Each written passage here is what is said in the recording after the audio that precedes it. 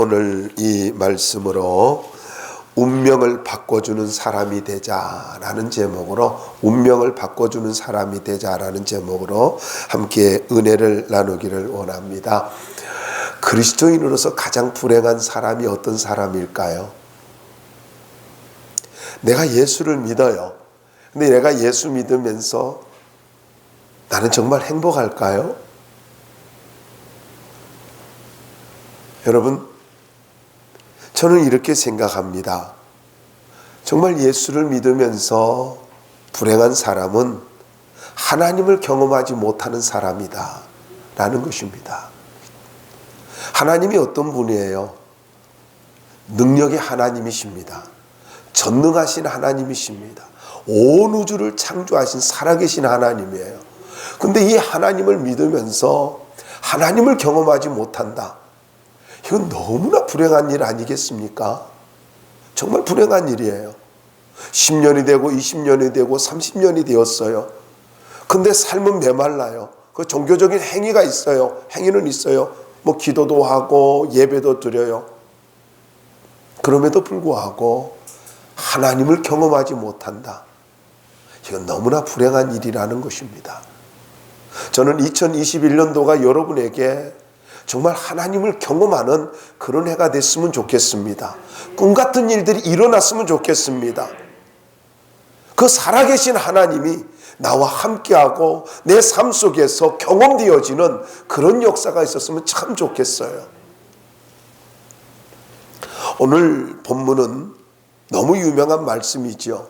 성전 미문에서 나면서부터 장애를 안고 못 걷는 사람이 구걸을 하고 있었는데 베드로와 요한이 성전에 기도하러 올라가다가 이 사람을 보았습니다. 그런데 당시에는 문헌에 의하면은 거지들이 이 한 사람은 있는 게 아니었습니다. 길거리에도 가장 좋은 자리를 차지하면서 많은 거지들이 동정을 받으려고 구걸을 했다고 합니다. 성전도 마찬가지였습니다.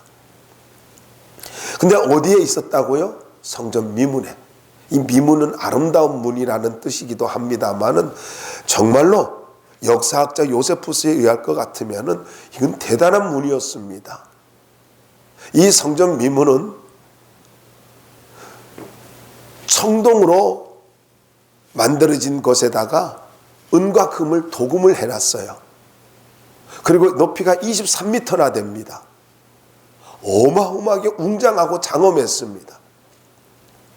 이 장엄한 문에서 구걸을 하고 있는 거예요. 근데 이 사람은 왜 성전 미문에서 이 장엄한 문 옆에서 구걸을 했을까요? 이것은 이방인의 뜰이 있습니다. 성전을 둘러싸고 있는 이방인의 뜰인데 이 이방인의 뜰을 지나면은 여인의 뜰이 있어요. 성소로 들어가는 여인의 뜰이 있는데 바로 이 여인의 뜰 옆에 성소로 들어가는 문이 있거든요. 그렇기 때문에 이 성전 미문은 굉장히 많은 사람들이 왕래하는 곳이에요. 그러니까 자연스럽게 이곳을 택할 수밖에 없었죠. 자, 이 엄청난 곳에서 너무나 장엄한 곳에서 구걸을 하고 있습니다. 탈무드에 의하면은 이 성전 미문은 니가놀이라고 하는 사람이 이렇게 만들어서 헌신했다고 합니다. 이중으로 되어 있는 엄청난 문인데 이걸 헌신했대요. 그래서 니가놀 문이라고도 이렇게 이야기를 하는데, 근데 이곳에서 베드로와 요한이 기도하러 올라가다가 구걸하는 사람을 봤단 말이에요. 근데 제9시라고 하는 말은 오후 3시를 말합니다. 이 오후 3시를 말하는데 마지막 기도 시간이죠. 마지막 기도 시간에 이제 하루에 3번 있었던 기도 시간, 오전 9시 그리고 12시, 오후 3시 이 시간에 기도 시간이 있었는데, 그런데 기도하러 올라가다가 이분을 본 거예요.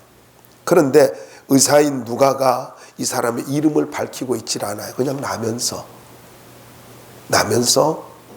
못 걷는 사람. 그러면은 이 말을 가지고 우리가 생각할 수 있는 게 뭐냐면 의사인 누가는요, 여기에서 지금 이 중요한 것을 우리에게 던져주고 있어요. 무슨 말이냐면은 인간의 힘으로 할 수 없는 것이 있다. 이 장애자는 인간의 힘으로 할 수 없는, 고칠 수 없는 불치병이라는 거죠.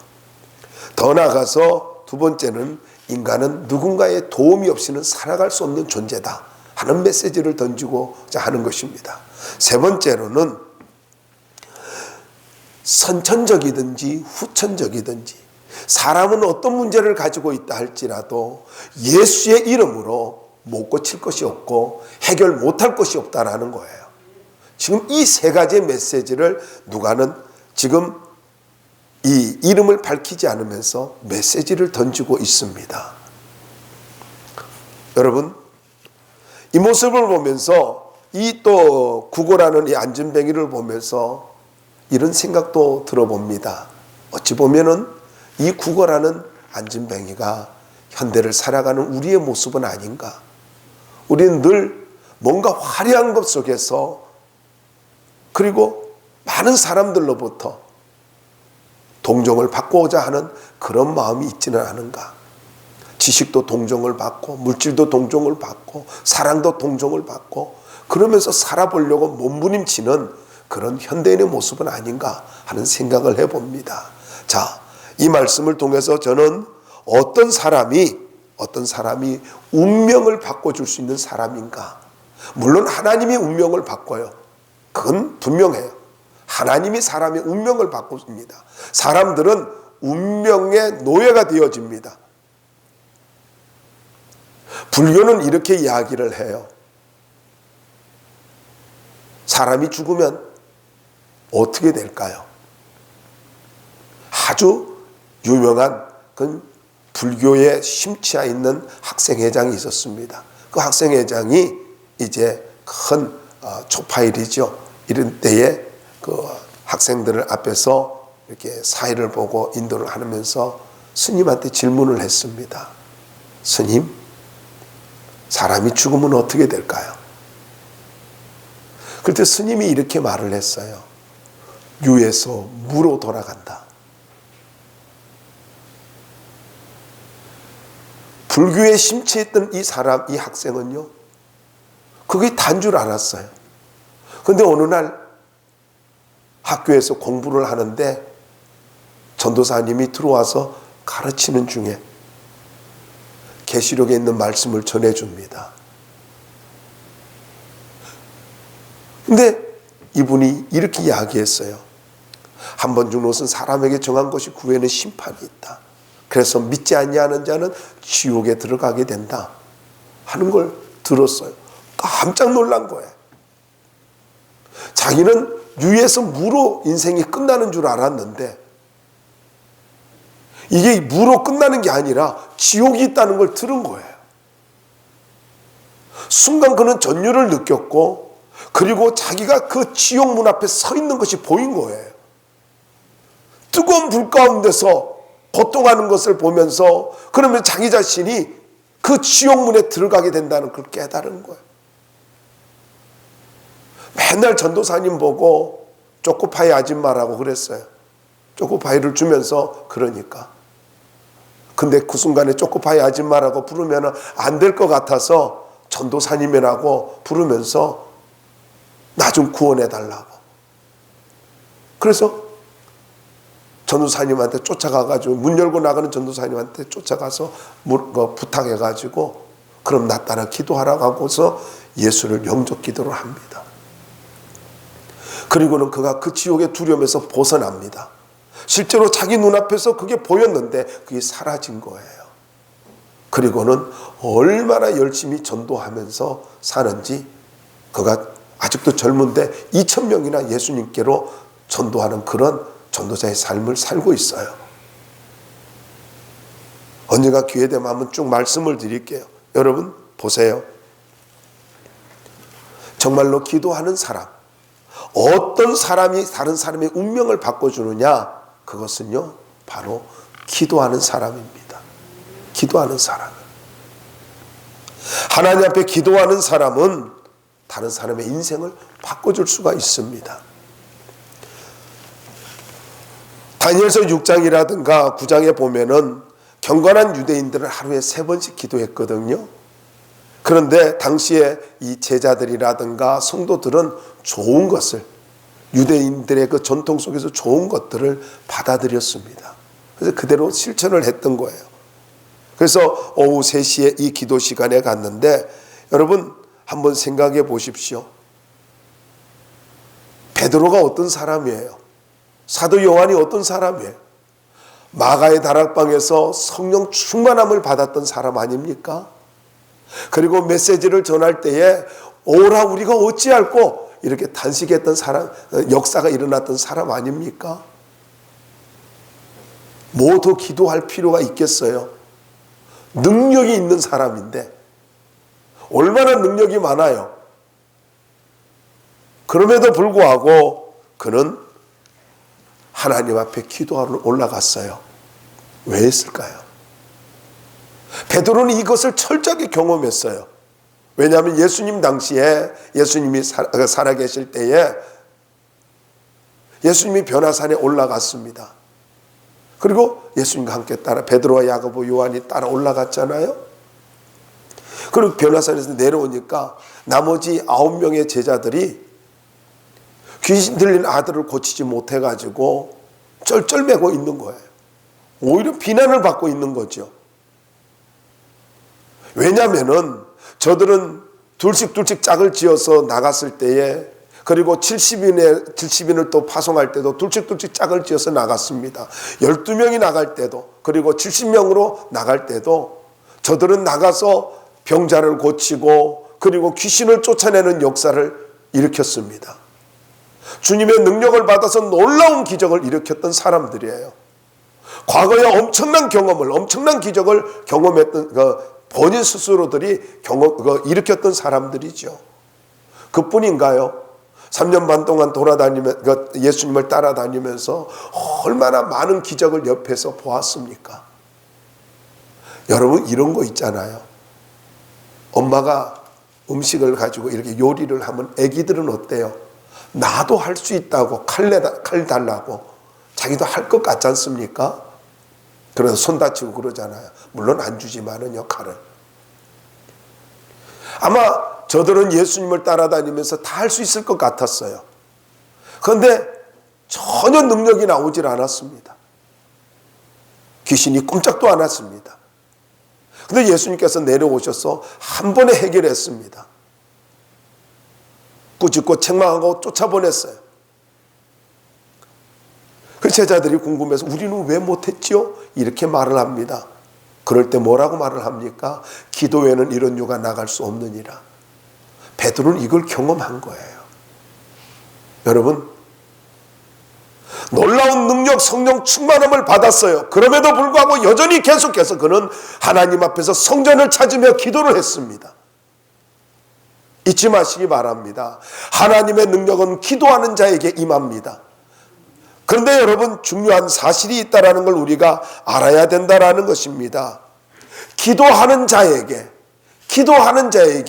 사역의 기회가 주어지고, 기도하는 자에게 능력이 임하고, 기도하는 자에게 기적의 문이 열리고, 기도하는 자에게 축복의 문이 열린다는 거예요. 과거의 경험이 어떠하든지 상관없어요. 우리는 종종 과거를 생각하고 이야기를 하면서 기도에 게을리합니다. 당신이 과거에 성령 충만함을 받았고 놀라운 은사를 받았다 할지라도 오늘 기도하지 않으면 안 된다는 이야기예요. 오늘 기도해야 되는 거예요. 둘씩 짝을 지어서 보냈을 때 얼마나 놀라운 역사들이 일어났습니까? 너무너무 기쁜 나머지 와가지고 예수님께 막 자랑을 하지 않습니까? 우리가 말할 때에 병이 떠나고 귀신이 떠나가더라. 근데 예수님이 간단하게 말하죠. 귀신이 떠나는 것으로 기뻐하지 말고 너희 이름이 하늘나라에 기록된 것으로 기뻐하라. 차원이 다르죠. 여러분, 어떻게 보면 오늘 이 말씀이 여러분에게 어떤 그런 자부심을 가지고 낮추는 말일 수도 있겠지요. 그러나 아니, 오히려 더 능력 있고 더 놀라운 자부심을 갖고 살게 해주는 말씀이에요. 여러분, 어떤 상황 가운데서도 기도해야 됩니다. 기도해야 돼요. 기도하지 않으면 능력은 나타나지 않고요. 기도하지 않으면 어떤 기회도 오지 않습니다. 아니 기회가 오도 그것을 감당할 수가 없다라는 거예요. 여러분에게 믿음으로 도전 드립니다.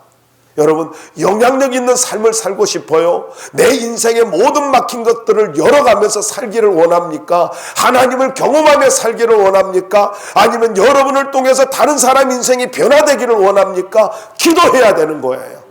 기도해야 다른 사람의 인생이 변화될 수가 있고 다른 사람의 운명이 바뀌어질 수가 있습니다. 기도해야 돼요. 어떤 합리적인 이유도 상관이 없어요. 여러분 어떤 합리적인 이유도 다 십자가를 내려놓으십시오. 그리고 하나님 앞에 나아가서 기도하시기 바랍니다.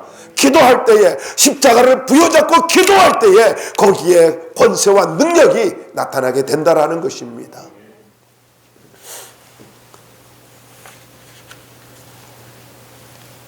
성전 중심의 삶을 살면서 영혼을 사랑하면서 기도하는 이 베드로, 여러분 하나님은 이 베드로를 통해서 40년의 저주를 끊어주는 놀라운 이 40대의 중년의 이 사람, 나이가 들어서 거지같이 살고 있는, 아니 거지로 살고 있는 이 사람을 베드로는 예수 그리스도의 이름으로 변화를 시켜버립니다. 무엇으로 인생을 바꿔주었을까요? 두 번째 주제는 무엇으로 인생을, 운명을 바꿔주었을까 하는 겁니다. 바로 그것은 믿음이었습니다. 믿음이었어요. 베드로와 요한이 지나가는 걸 보고 구걸을 합니다. 4절을 한번 보세요. 이 구걸하는 사람 한번 볼까요? 한번 4절을 읽어봅시다. 시작. 베드로가 요한과 더불어 주목하여 이르되 우리를 보라 하니. 자, 여기 보면은 성전에 들어가는 것을 들어가려 함을 보고 구걸하거늘. 근데 재밌어요. 우리를 보라. 자, 베드로와 요한을 보고 구걸을 했어요. 그런데 그리고 나서 이 거지는 고개를 숙였나 봐요. 그러니까 베드로가 우리를 보라. 그렇게 이야기하고 있어요. 그러니까 제발 좀 도와주세요. 이제 쳐다보고 지나가니까 구걸해야 되겠다 하고, 근데 내가 봐도 좀 그렇게 생각이 드는 게 베드로와 요한이 싹 그렇게 부자같이는 안 보였을 텐데 이렇게 구걸을 한 거예요. 그래서 머리를 숙이고 불쌍히 여겨달라고 아마 이렇게 했나 봐요. 그러니까 고개 숙이니까 우리를 보라. 고개를 들고 우리 좀 봐. 그렇게 이야기를 한 것입니다.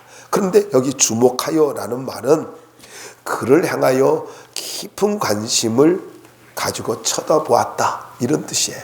주목하여라는 말은 깊은 관심을 갖고 쳐다봤다. 여러분, 이 말은 무슨 말이냐면요, 예수님께서 승천하실 때에 제자들이 하늘로 올라가는 예수님을 쳐다봤다. 깊은 관심과 집중력을 가지고 하늘로 올라가시는, 승천하시는 예수님을 쳐다봤다라고 하는 말과 동일한 단어예요. 어원이. 그러니까 얼마나 집중적으로 쳐다봤는지 천사가 나타나서 어찌하여 하늘을 보느냐 하면서 너희가 본 그대로 다시 올 것이다.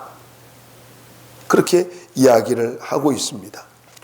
여러분, 많은 사람들이 무관심하게 그냥 동전 하나 던져주고 가든가 쑥 지나가는 이 거지입니다. 그런데 베드로와 요한은 깊은 관심을 가졌어요. 정말 깊은 관심을 갖고 오로지 구걸의 목적을 두고, 돈 몇 푼의 목적을 두고 고개를 숙입니다. 이 절망스러운 한 사람, 이 사람을 보고 고개를 들라고 하면서 5절 말씀 볼까요? 5절 한번 읽어봅시다. 시작. 그가 그들에게서 무엇을 얻을까요? 바라보거늘. 여기서 바라보거늘 이라는 말이 있는데, 이 바라본다라는 말이요, 이 단어가 우리나라의 어로는, 한국어로는 개정판은 번역되지 않았습니다만 헬라어가 두 단어가 있습니다. 단어가 두 개인데 뭐냐면은 하나는 전념하여 주의 깊게 본다라는 뜻이 있고요. 또 한 가지는 은근히 기대감을 갖는다, 이런 단어가 있습니다. 그러니까 은근히 기대감을 갖고 전념하여 베드로를 바라본 거예요. 재밌지 않아요? 별로 안 재밌죠? 왜냐하면은 베드로가 집중해서 쳐다봤어요. 깊은 관심을 갖고 쳐다보니까 자기도 깊은 관심을 갖고 뭔가 기대감을 가지고 뚫어지게 보고 있는 거예요. 서로가 목적은 다르지만은 서로가 깊은 관심을 갖고 아이 컨택하고 있는 거예요.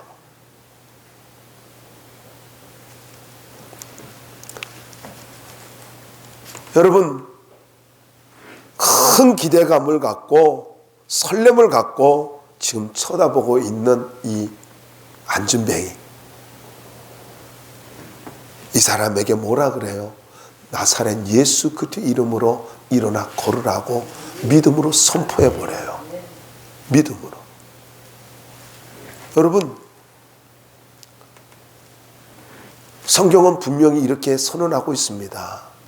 믿음의 기도는 병든 자를 일으키느니라. 믿음의 기도예요. 이 사람은 40년 동안 걸어본 적이 없어요. 수많은 사람들이 걸어 다니는 것을 보기는 했어요. 근데 자기는 걸어 다닐 거라는 기대가 없었어요. 생각도 안 했어요. 그저 운명이라고 받아들였어요. 자기는 못 걷는 사람. 자기는 못 걷는 사람이라고 딱 정해놓고, 그리고 그 한계에 갇혀서 살아가고 있는 사람이었어요. 근데 지금 말도 안 되는 소리를 하고 있지 않습니까? 여러분, 40년의 안진뱅이 생활을 하고 있는 이 사람에게 나사렛 예수의 이름으로 일어나 걸으라, 믿음으로 선포하고 있는 거예요. 그런데 어떤 일이 벌어집니까? 일어나 걷게 되어져요. 여러분, 이 사람을 가지고 지금 믿음으로 선포하는 것은 무엇을 이야기하고 있냐면은 40년의 안진뱅이의 생활을 청산하라는 이야기입니다. 청산할 수 있다라는 거예요. 물질이 너의 인생을, 너의 운명을 바꿔주는 것도 아니고, 부귀영화가 그리고 권력이 너의 운명을 바꿔주는 것이 아니라 나사렛 예수 그리스도가 너의 운명을 바꿔줄 수 있어. 믿음으로 선포하는 거예요. 저는 여러분들에게 도전을 드립니다. 여러분, 2021년도가 어떤 일이 일어날지를 오로지 우리의 머릿속에는 코로나19만 그리고 경제 문제만 사로잡혀 있을 거예요. 그런데 여러분, 저는 믿음으로 도전해요. 믿음으로 선포하십시오. 믿음으로 선포하십시오. 코로나19도 해결되어질 것이고, 그리고 여러분이 걱정하고 있는 경제적인 문제도 우리 하나님께서 믿음으로 선포하기만 하면은 단 조건이 있습니다. 기도하면서 선포하십시오. 조건이 있어요. 기도하면서 선포할 때에 40년의 저주가 끊어질 수 있고, 나는 이런 운명이야, 이런 인생이야 라고 하면서 살아갈 수밖에 없지만은 그 무거운 사슬이, 그 운명의 사슬이 예수 그리스도의 이름으로 믿음으로 선포할 때 다 끊어지고 해결되어질 것입니다. 분명히 꿈 같은 일이 일어날 거예요. 꿈 같은 일이 일어날 겁니다. 어떤 분은요, 믿음으로 선포하고 나서도 못 믿어요. 정말로 그럴까요? 여러분, 그러면 왜 믿음으로 선포했어요? 하나님의 능력을 믿으니까 믿음으로 선포하는 거 아닙니까? 여러분, 하나님을 경험할 수 있기를 바라요. 부활의 주님의 능력을 경험할 수 있기를 바랍니다. 십자가의 능력을 경험할 수 있기를 바라요. 내 머릿속에만 있는 십자가가 아니라, 내 머릿속에 있는 부활이 아니라 내 삶의 현장에서 나타나는 그런 부활의 십자가의 권세와 능력이 여러분의 것이 될 수 있기를 바랍니다. 믿음으로 선포하는 자, 이 믿음으로 선포하는 자들에 의해서 인생이 달라집니다. 자녀들의 인생이 달라져요. 다른 사람의 인생이 달라져요. 아니, 더 중요한 자기 인생이 달라진다고요. 그러므로 나는 어쩔 수 없어. 나는 왜 이렇게 안 되지? 여러분, 그 생각을 주는 것 자체가, 그 생각을 하는 것 자체가 마귀가 여러분을 올가매는 거예요. 절대로 여러분 거기에 함정에 빠지지 마시고 믿음으로 선포하세요. 내 인생은 풀어질 거야. 그러므로 마귀는 나에게서 떠나갈지어다. 나를 가로막고 있는 모든 채무의 영은 떠나갈지어다. 나를 가로막고 있는 모든 질병의 영은 떠나갈지어다. 모든 어둠의 영, 나를 불행하게 만드는 어둠의 영은 떠나갈지어다. 내 속에 있는 열등감의 영은 떠나갈지어다. 낮은 자존감을 가지고 끊임없이 마음의 상처를 받으면서 고통스럽게 만드는 그 어둠의 영은 떠나갈지어다. 조금 더 설명할까요? 여러분이 낮은 자존감 갖고 싶어서 그랬어요? 여러분이 상처받고 싶어서 상처받았어요? 아니잖아요. 여러분이 아무런 능력이 없을 때에 허락되어진 환경이었잖아요. 그러면 어떻게 살아야 돼요? 주님 의지하고 살아야 되잖아요. 이제는 그 마귀의 사슬에서 벗어나고 2021년부터는 여러분의 인생에 꿈 같은 일들이 일어나길 바랍니다. 하나님은 믿음의 사람을 기뻐하시고 기도하는 믿음의 사람을 통해서 위대한 일들을 이루어 가십니다. 두 번째로 예수 그리스도의 이름으로 운명을 바꿔버렸습니다. 6절을 한번 보시자고요. 6절 한번 볼까요? 읽어주시기 바랍니다. 시작. 베드로가 이르되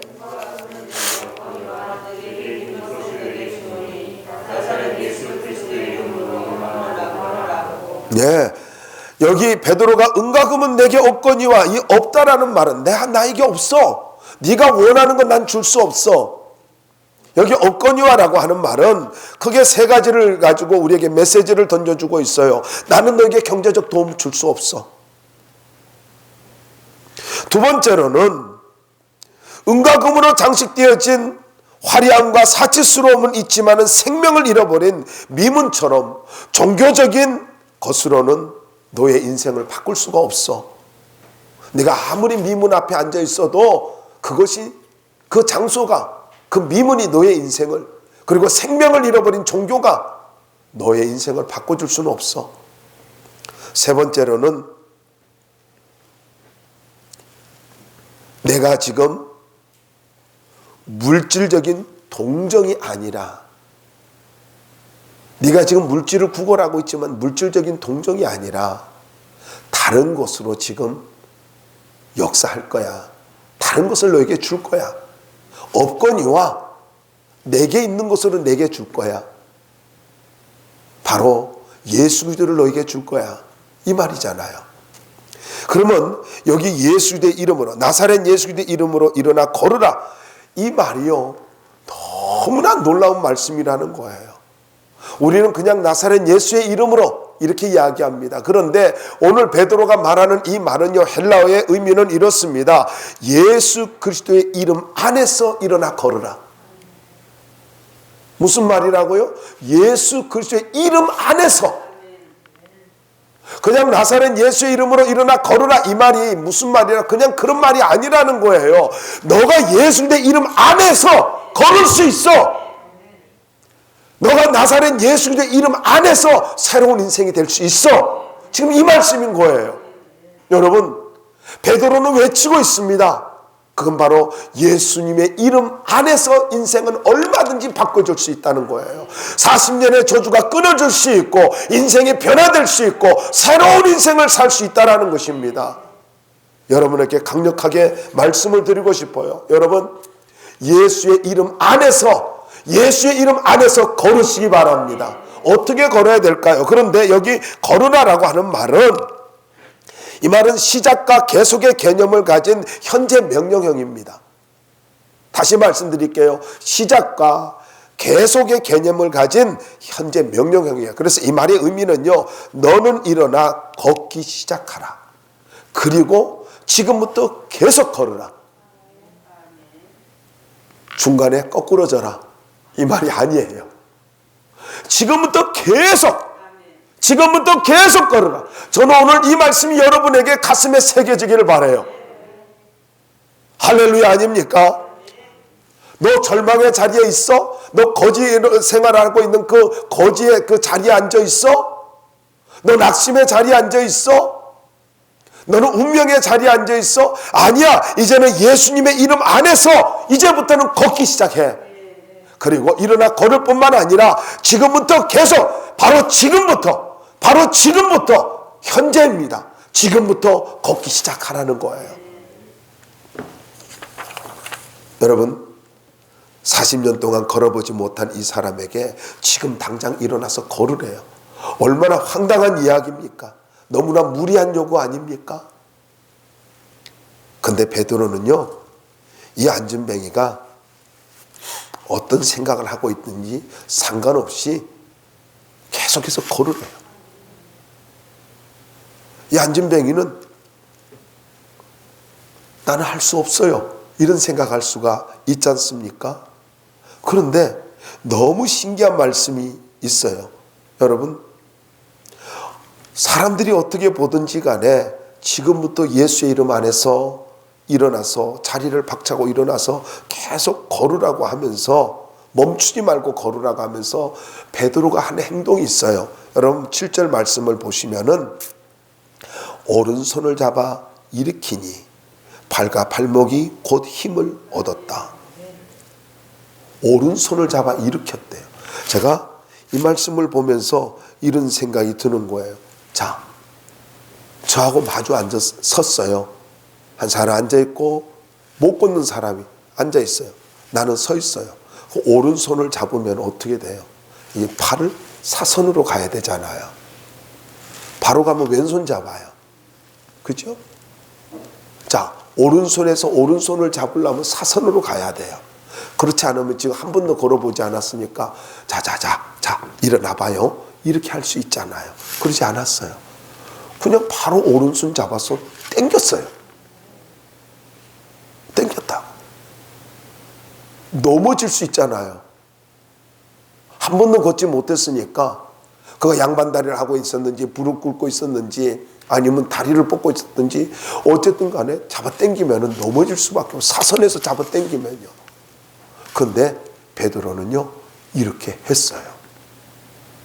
이렇게 했다고요. 근데 중요한 말이 그 다음에 나와요. 곧 힘을 얻고. 이 곧이라고 하는 말이 무슨 말이냐면은 거의 동시적으로라는 뜻이에요. 할렐루야 아닙니까? 거의 동시적으로. 하나님이 언제 역사했다는 거예요. 믿음의 액션을 취할 때 하나님이 역사하셨다는 거예요. 여러분, 이거를 성경에서 너무나 많은 곳에서 보여주고 있습니다. 우리가 잘 아는 대로 여리고성이 무너질 때에 7번 돌아서 무너졌습니까? 아닙니까? 외칠 때에, 믿음의 함성을 외칠 때에, 믿음의 테루아를 외칠 때에, 그때에 하나님께서 여리고를 무너뜨려 주셨어요. 여호사밧은 어떻습니까? 여호사밧은요 전쟁을 하러 나갈 때 뭐라 했습니까? 성가대를 앞세웠잖아요. 그런데 거기에 성경에 보면은 어떻게 나와 있냐면은 찬송을 시작할 때에 그때 하나님께서 적군을 물리쳐 버리셨어요. 여러분 무슨 말입니까? 믿음의 행동을 할 때에 하나님께서 동시적으로 역사하신다는 거예요. 기적을 보길 원해요? 믿음의 행동을 하시기 바랍니다. 가령 이렇게 봐요. 이 베드로가 나사렛 예수의 이름으로, 예수의 이름 안에서 걸으라. 내가 말했잖아. 왜 안 일어나? 아직도 앉아있네? 일어나 걸으라니까. 이 사람 끝까지 앉아있어요. 왜냐하면 자기 생각에는 나는 못 일어나, 이 생각을 가지고 있잖아요. 나는 못 일어나는 사람, 나는 실패한 사람, 나는 어쩔 수 없는 사람, 이 생각을 가지고 있죠. 여러분 지금 베드로는요 그가 어떤 생각을 하든지 상관이 없었고, 그리고 어떤 생각을 할 겨를도 없이 선포하고 손잡아가지고 넘어지든 말든 그냥 잡아 당겨버린 거예요. 왜요? 하나님이 역사해 주실 것을 믿으니까. 그 다음에 나오는 말씀이 재밌어요. 왜냐하면 곧 뭐를 얻었다고요? 힘을 얻었대요. 힘을 얻고. 여러분, 이 말씀은 곧 힘을 얻었다라고 하는, 동시적으로 이렇게 힘을 얻었다라는 말인데, 육체적인 힘이 강해졌다라는 뜻이에요. 힘을 얻고는 육체적인 힘이 강해졌다. 하나님이 동시적으로, 거의 동시적으로 잡아당길 때에, 베드로가 잡아당기는 순간에 믿음으로 선포하고 믿음으로 행동하는, 믿음의 액션을 취하는 순간에 하나님이 동시적으로 그에게 힘을, 강력한 힘을 실어준 거예요. 하나님이 역사했다라는 거죠. 여러분, 도전드립니다. 믿음의 행동을 하십시오. 잘 될 거야. 그리고 믿음으로 그렇게 사세요. 좀 어려우면은 안 될 거야. 이번엔 어려운 거야. 이러지 말고 믿음으로 선포하고요. 잘 되길 바랍니다. 잘 될 수 있을 거라. 믿음으로 하셔야 돼. 어떤 사람은요, 오전에도 말씀을 드렸습니다만, 그러니까 지금도 오전인가? 일부 예배 드리면서 말했어요.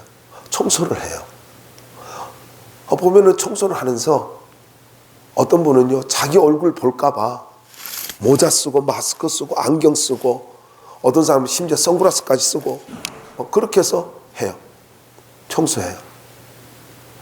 남이 볼까봐. 근데 제가 감동받은 사람이 있어요.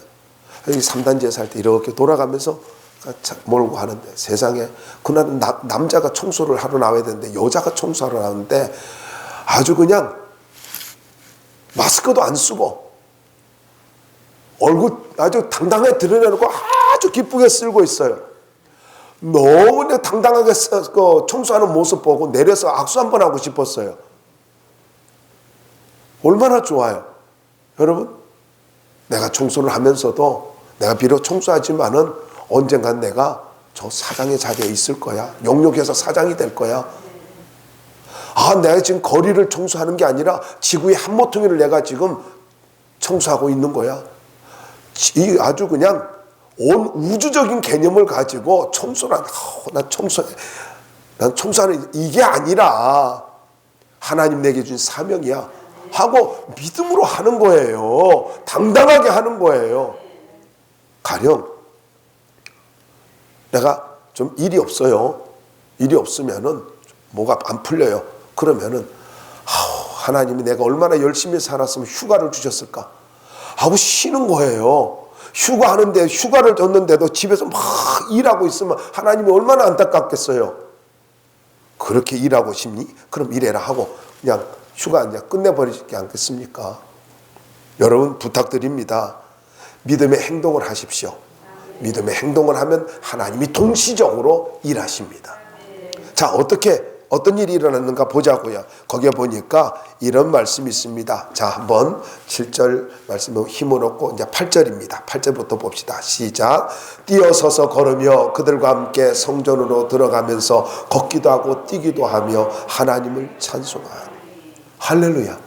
건강하게 되었어요.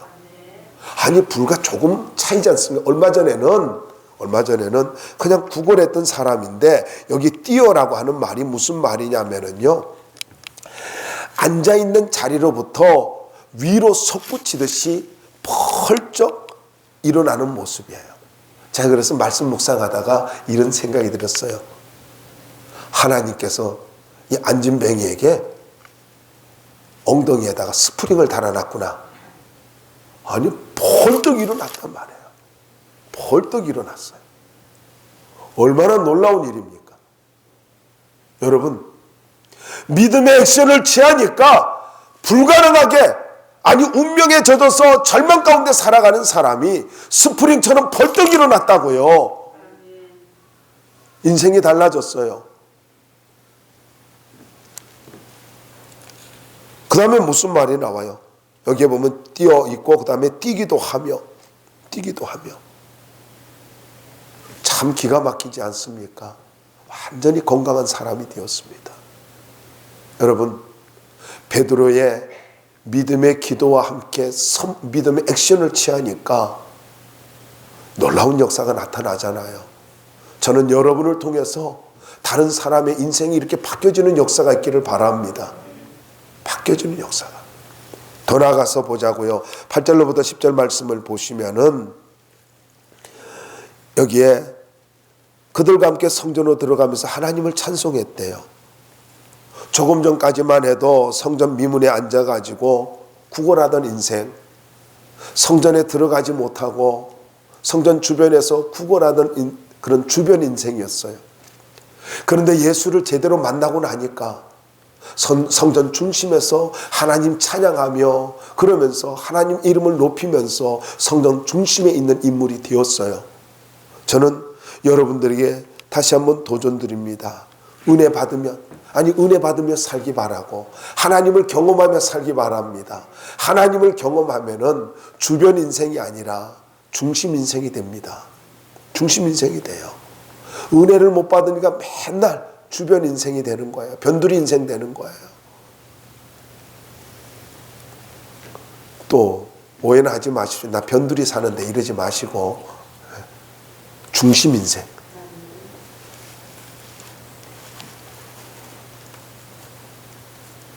여러분, 기적의 주인공이 되니까 누가 시키지 않아도 하나님 찬양하고 사람들에게 주목받는 인생이 됐어요. 근데 제가 참 감동이 되었던 건 바로 이거예요. 그들과 함께 성전으로 들어가면서 이 말씀이에요. 뭐냐면은 여러분 40년 만에 일어났어요. 아니 생전 처음으로 일어났어요. 그러면은 아버지 어머니 하면서 집으로 달려가서 부모에게 딱 걷게 됐어요. 나 이제 걸어요. 자랑하고 싶지 않았을까요? 친구들 만나서 나 이제 걷게 되었어. 막 이렇게 하고 싶지 않았을까요? 근데 그는요, 집으로 간 것도 아니고 부모를 만나러 간 것도 아니고요. 그리고 친구들을 만나러 가지도 않았어요. 자기를 맨날 데려다 주는 그 사람들을 찾아가지도 않았어요. 그는 성전으로 들어갔어요. 하나님 앞에 먼저 나갔다는 거예요. 이게 은혜 받은 자의 모습이에요. 정말 은혜 받으면은요, 성전 중심의 삶을 사는 거예요. 성전 중심에. 베드로가 기도하러 성전에 올라갔던 것처럼 이 사람은 은혜 받으니까 성전 안으로 뛰어 들어가는 거예요. 여러분, 정말로 경건한 자의 특징이 뭔 줄 아세요? 성전 중심의 삶을 사는 사람이에요. 성전 중심.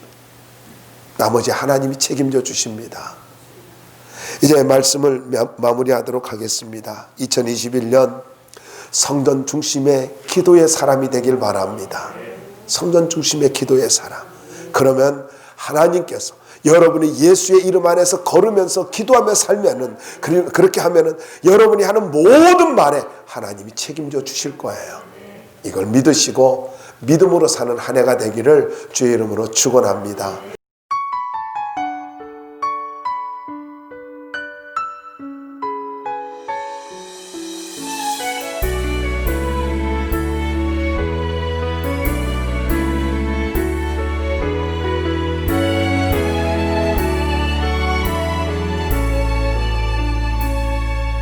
전능하신 나의 주 하나님은